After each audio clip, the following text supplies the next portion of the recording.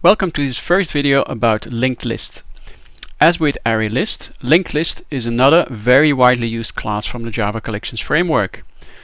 Unlike an ArrayList, however, a linked list internally doesn't manage an array.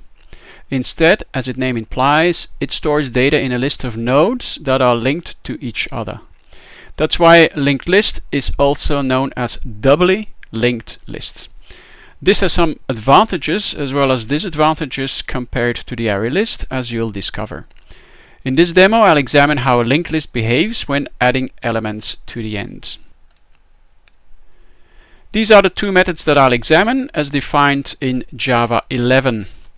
A one-parameter add method, which appends the specified elements to the end of a list, and a one-parameter addAll method, which appends all of the elements in the specified collection to the end of this list. And this is my sample code. In the main method, I start by creating a linked list object designed to hold integer values. Then I'll add a first element, an integer constant 210, a second element, integer constant 220, and finally two more elements using the arrays as list syntax. Using the list utility helper class to print the items on the screen generates the following output. Let's find out in the memory layout how linked list differs from ArrayList. Let's begin with the creation of the linked list object. So local variable nrs is allocated in the stack frame. Now, in order to understand the instantiation, let's have a look at the definition of linked list as defined in Java 11. In order not to create too much overhead in this demo, I only display the relevant information of the class. Note three important instance data members: size and two variables of type node, named first and last. Node are what linked list is all about. The node class itself is defined as a static inner class inside the linked list class. Three data members: item is where the actual data is stored that we add, and next and previous, which are of type node. They are used to link all the nodes to each other, as I'll demonstrate shortly. Back in the linked list class, we note a default constructor, which, unlike the ArrayList constructor, doesn't do anything. After instantiating a linked list object, we have the following in memory. So nrs pointing to our linked list objects with a size property of 0 and the first and last referring to null, so not referring to any other objects. Okay, let's now add a first element, integer constant 210. As demonstrated in the ArrayList demo, since data structures in the collections framework such as ArrayList and LinkedList only allow objects to be stored and not variables of primitive types, the first thing that happens before the actual add method is invoked is that its sole parameter must receive an object. So out of the 210 int constant parameter, an integer wrapper object will be created. This is known as boxing and carried out in the value of method of the integer class. Now, I have explained this already in the ArrayList to go a bit quicker here. So we set up the stack frame of the value of method. It's a static method, so no this pointer, only one variable in the local variables array, and then some space for the return value. Our value 210 doesn't fall between the low and the high. So we create a new integer wrapper object at fictional address 3010. The return value is made to refer to that object.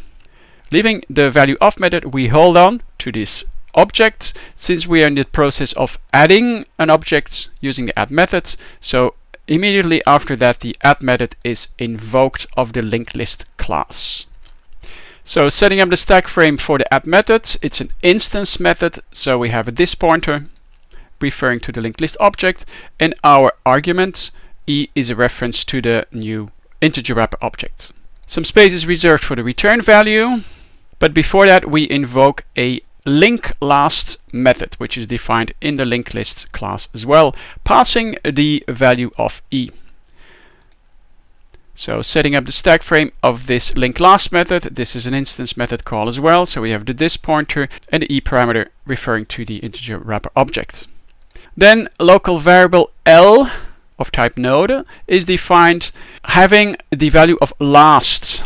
The last and the first here represent the data members of the linked list. So prepended, you can imagine the this dot notation. So it's a this dot last and this dot first that is used. So last here refers to this value, which is null, and so the local variable L receives a value of null.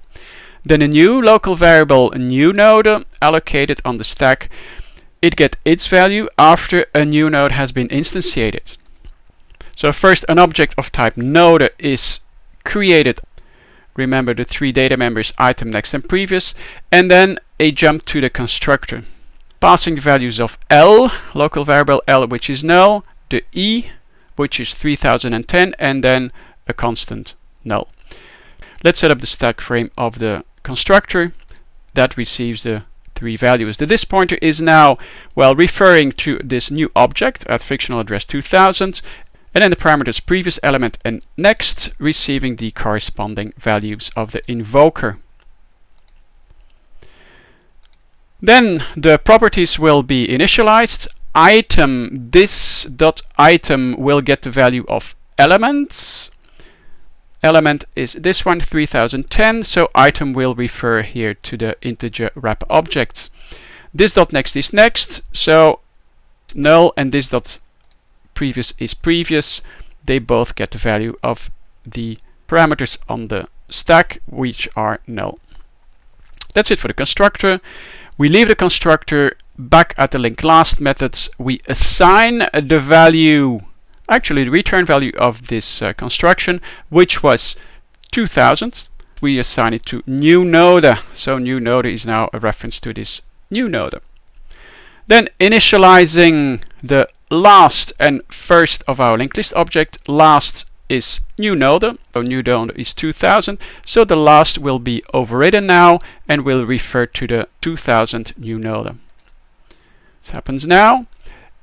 If L is equal to null, which it is, then first is new node, refers to the same node at fictional address 2000s.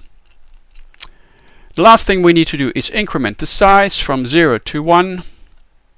And that's it for the linklast methods. We leave the methods back at the add methods. We return a value of true. Okay, we set a value of true, but actually the invoker in the main doesn't do anything with it. So that value gets lost. I don't do anything really with it. Back at the main method, we see the final result. And if we would print out the contents, we see 210 one elements.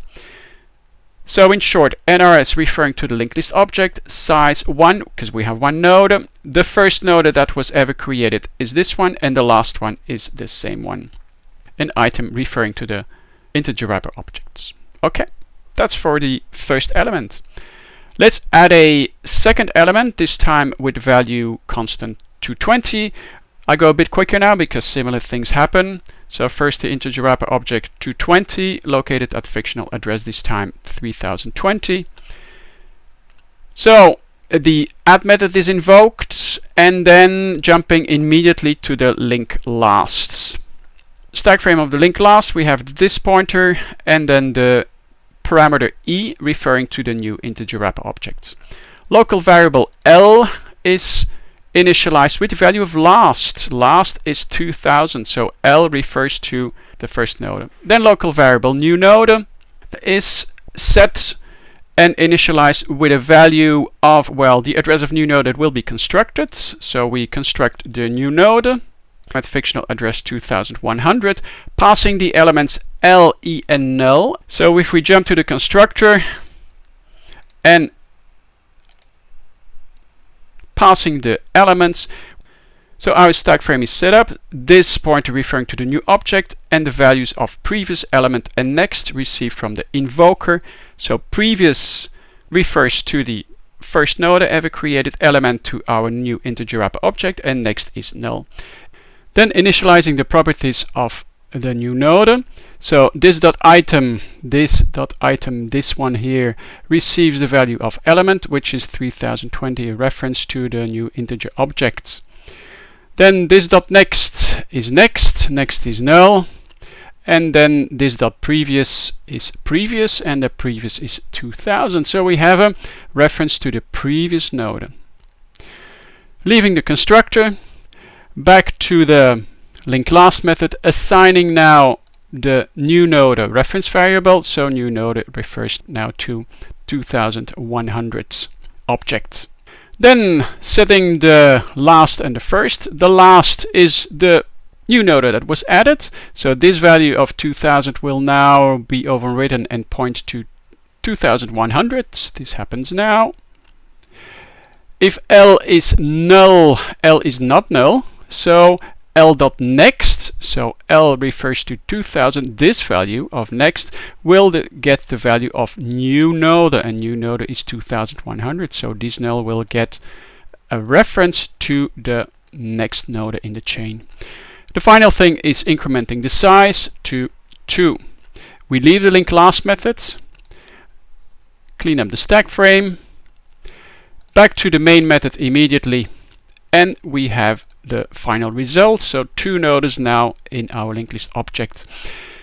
Interesting to note, so the first refers to the first node, then via the next pointer we jump, so to speak, to the next node, and we go in the opposite direction using the previous property of the node to go to the previous node. So here we see the start of a chain of objects, and then the last node refers to the last node that was added. What about the performance of the add method? As explained in an early video about ArrayList, the time it takes for the add method to complete with ArrayList is dependent on the length of the internal array. So the more elements in the ArrayList object, the longer it takes for the add method to complete if a resize takes place. So ArrayList has an amortized ON behavior when it comes to adding elements. What do you think will be the performance of the linked list? Pause the video for a while and try to answer this question yourself. Well, adding an element at the end of a linked list actually always comes down to executing the same operations. The creation of a node, initializing the node, and link the node to previous node, basically setting some pointers, and that's it. So the next and the previous have to be adjusted, and the properties of the linked list object as well, but it's always the same. If an add operation is basically always the same, we can safely conclude that adding an element at the end of a linked list is an O1 operation. Then finally, let's add 2 elements immediately using the addAll methods. Now, before doing that, because I'll need some more space, I will reorganize this slide a little bit. The difference is that now I note the address of the object of the node at the bottom. So this was the first, then the second node, the last, and then the pointers previous and the next referring to these 2. So I have more space now. So using the addAll method, I'll add immediately 2 integer constants, 230 and 240. So the first thing that happens is a creation of the 2 wrapper integer objects. And then, so I don't show any code now, so same operations before, the node is first created, and then the properties are initialized. So item refers to the new integer wrapper object. The next one was always null when we created a new node, and the previous one refers to the previous node. And the next, the previous node refers to the new node. Then the creation of the second node and initializing of the properties. So the item, the next was null, the previous referring to the previous one, and the next property of the previous node referring to the current node. And finally then will the first and last be examined. The first doesn't change, but the last will now refer to the last node at fictional address 2300, and then the size will be set to 4. Printing everything out will yield following results. addAll as well is an O1 method.